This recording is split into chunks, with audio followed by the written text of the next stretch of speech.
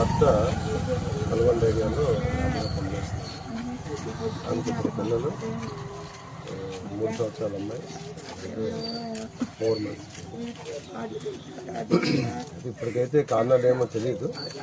ఇంట్లో రాత్రి పడుకున్న తర్వాత వాళ్ళ మామ అత్తగారు తల్లి బయట పడుకున్నారు. తెల్లారి ఆ పిల్లకి చిన్నపిల్లకి కావాల్సిన సేవ చేయడానికని ముసలి నిలిస్తే తల్లి వేసుకోండి సహాయంతో చూస్తే లోపల చిన్నపిల్లద్దరిని కేక పోయిబడి చనిపోయింది. అలాగే వరలక్ష్మి కూడా కేక్ కట్ అయ్యి చనిపోయింది.